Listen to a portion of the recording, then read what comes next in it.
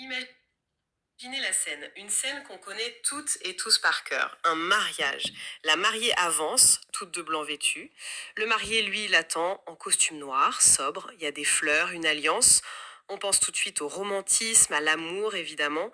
Mais si je vous disais que chaque détail de cette image, le blanc, le noir, le bouquet, n'est en fait que l'écho lointain d'un contrat social vieux de 6000 ans, une sorte de reconstitution symbolique de l'alliance entre le ciel et la terre. C'est une idée vertigineuse et ça nous plonge directement au cœur des sources qu'on va explorer aujourd'hui. Tout part de l'analyse du chercheur Safa Exmaz qui s'est penché sur une phrase. Une toute petite phrase mais qui a tourmenté des générations de théologiens. On la trouve dans le livre de la Genèse quand Abraham présente sa femme, Sarah, en disant ⁇ Elle est ma sœur ⁇ Et c'est ça notre mission aujourd'hui, comprendre pourquoi cette phrase, qui pour nous sonne soit comme un mensonge, soit comme une confession un peu troublante, pourrait en réalité être la clé de voûte de toute la structure sociale du Proche-Orient ancien. Les documents qu'on a suggèrent que ce n'est ni l'un ni l'autre. C'est quelque chose de bien plus fondamental. Alors, on va décortiquer cette énigme ensemble. Pour bien démarrer, il faut vraiment revenir au texte, à cette phrase précise de la Genèse. C'est le chapitre 20. Abraham explique: Elle est véritablement ma sœur, fille de mon père mais non de ma mère, et elle est devenue ma femme. Pendant des siècles, on a eu deux options. Soit Abraham ment pour sauver sa peau, Ce qui est l'interprétation la plus courante. voilà. Soit c'est une demi-sœur, ce qui rend la chose à peine plus acceptable pour nous aujourd'hui. Et c'est là que l'analyse de Cashmaz, telle qu'elle est présentée dans nos sources, propose de tout remettre à plat. Elle soutient que ces interprétations sont un anachronisme complet.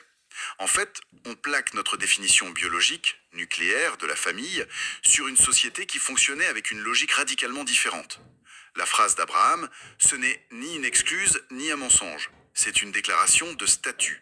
C'est presque une formule juridique qui énonce la légitimité de son mariage. D'accord, donc on oublie la biologie, on met ça de côté. Mais si ce n'est pas une question de sang, c'est une question de quoi alors? De sociologie. L'argument central de l'auteur, c'est que ces sociétés étaient bâties sur un système de double appartenance. La question la plus importante, ce n'était pas de quel parent es-tu né, mais à quel groupe social appartiens-tu. Et il n'y avait que deux options possibles. Deux groupes qui divisaient toute la société. Exactement. Il faut les imaginer comme deux piliers. Complémentaires. L'analyse les nomme des unités sociales, top lumbirim, dans la langue originale des travaux. La première, c'est la lignée du père. Elle est symboliquement associée à la terre, aux Sumériens, les premiers agriculteurs, et à la couleur noire, celle de la terre fertile. Elle représente tout ce qui est sédentaire, stable, la loi, l'héritage, le temple. C'est en somme la lignée d'Adam, le laboureur. Et la seconde, j'imagine, c'est son miroir, son opposé? Parfaitement. La seconde, c'est la lignée de la mer, associée au ciel, aux Acadiens, qui étaient des pasteurs semi-nomades, et à la couleur blanche, celle des nuages ou du lait du troupeau. Elle symbolise la mobilité, la transition, la médiation. C'est la lignée d'Ève. Une seconde. Là, c'est complètement contre-intuitif. Parce que si on parle de lignée du père et de la mère, on pense tout de suite à la biologie. Mais vous dites que non. Ça veut dire qu'un couple pouvait avoir, disons, deux enfants et décider que l'un appartiendrait au groupe ciel de la mère et l'autre au groupe terre du père. Comment ça fonctionnait en pratique? C'est le point le plus déroutant pour nous, mais c'est le cœur du système. L'appartenance n'était pas automatique, elle était assignée. C'était un mécanisme social incroyablement sophistiqué pour maintenir un équilibre. Un équilibre démographique, économique, politique, entre les deux groupes. Et selon cette lecture, les textes anciens regorgent d'exemples qui deviennent limpides une fois qu'on a cette clé. Donnez-moi un exemple concret. Un est agriculteur. Il offre les fruits de la terre. Il est décrit comme un fils du père, ligné de la terre. Abel, lui, est pasteur. Il garde les troupeaux, il est mobile. C'est un fils de la mer, de la lignée du ciel. Donc leur conflit, leur fameux conflit, ce ne serait pas juste une histoire de jalousie, mais le reflet d'une tension structurelle entre ces deux moitiés de la société. Entre les sédentaires et les nomades, en fait. C'est précisément l'interprétation proposée. Le texte ne raconterait pas un drame familial, mais la rupture d'un équilibre social. Et ce modèle se répète. Pensez à Ésaü et Jacob. Ésaü, le premier-né, chasseur, homme des champs, poilu, rouge comme la terre. Imparfait, fils du père. Jacob, son jumeau, vit sous la tente, Il est plus stratégique. C'est un fils de la mer par excellence. Et cette assignation avait des conséquences très concrètes sur leur rôle, leur droit à l'héritage, j'imagine. Absolument. Toute l'histoire du droit d'aînesse, c'est clair. Ce n'est pas juste une ruse, c'est le récit d'un basculement de pouvoir d'une lignée à l'autre. Mais l'exemple le plus frappant, c'est peut-être celui d'Aaron et Moïse. Ah oui, Nés de la même mère, Jochebed, ils incarnent pourtant les deux pôles à la perfection. comment ça? Je les ai toujours vus comme un duo agissant de concert. Ils agissent de concert, oui, mais chacun depuis sa fonction qui est déterminée par sa lignée. Aaron y devient le grand prêtre. Son rôle est lié au temple, au rituel, à la stabilité. C'est la fonction par excellence de la lignée du père. Moïse, lui, c'est le législateur. C'est celui qui fait sortir son peuple, qui le guide dans la transition du désert, qui reçoit la loi du ciel. L'archétype du fils de la mer. C'est fascinant. Si la société est délibérément coupée en deux moitiés, qui, j'imagine, ne peuvent pas se reproduire en interne, alors le mariage doit devenir l'institution centrale qui maintient tout ça, non? Vous mettez le doigt dessus. Le mariage n'est plus une affaire privée. C'est le mécanisme fondamental qui assure la cohésion de l'ensemble. C'est l'alliance, au sens le plus littéral du terme, entre les deux unités sociales. Pour que la structure perdure, un homme de la lignée du père devait épouser une femme de la lignée de la mère, et inversement. C'était une obligation. Alors, si on revient à Abraham et Sarah avec cette grille de lecture, tout c'est clair. Abraham, c'est le prototype du nomade, celui qui quitte sa terre, qui voyage. C'est un fils de la mer. Sarah, dont le nom est lié à la royauté, à la stabilité, elle est présentée comme une fille du père. Ils sont donc frères et sœurs au sens social. Ils appartiennent chacun à une des deux moitiés complémentaires de la société. Donc, quand Abraham dit elle est ma sœur, il ne ment pas. Il est en train d'énoncer la condition même qui rend leur mariage valide et légitime aux yeux de sa propre culture. C'est l'exact opposé d'un problème, c'est la solution. Précisément. La phrase n'est plus un mensonge embarrassant. C'est la déclaration publique que son union est conforme à l'ordre social. Leur mariage, c'est l'alliance du ciel, Abraham, et de la terre, Sarah, et c'est cette alliance qui est nécessaire pour fonder un peuple. Et est-ce que cette logique, on la retrouve ailleurs? Ce n'est pas juste une particularité des récits bibliques. Non, et c'est ce qui renforce la théorie. Les sources citent le grand mythe sumérien de la déesse Inanna, reine du ciel, qui choisit pour époux le berger Dumuzi. Dans les poèmes, elle s'adresse à lui en l'appelant mon frère, mon mari, mon époux. On a longtemps lu ça comme une figure de style.